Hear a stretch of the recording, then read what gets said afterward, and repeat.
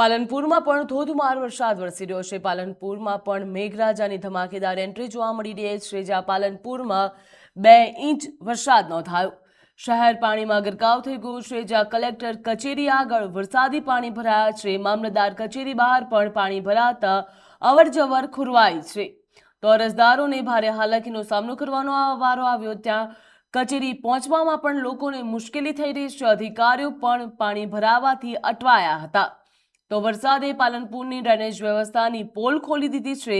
સરકારી કચેરીઓ આગળ જ પાણી ભરાતા કામકાજ પ્રભાવિત થયું, જ્યાં માત્ર 2 ઇંચ વરસાદમાં પાલનપુરની સ્થિતિ હાલ બેહાલ જોવા મળી રહી છે।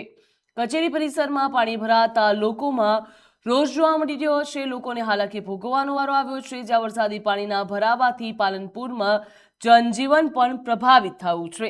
તો પાલનપુરમાં 2 ઇંચ વરસાદ ખાબક્યો છે। શહેર પાણીમાં ગરકાવ થઈ ગયું છે, જ્યાં કલેક્ટર કચેરી આગળ જ વરસાદી પાણી ભરાતા લોકો મુશ્કેલીમાં મુકાયા હતા।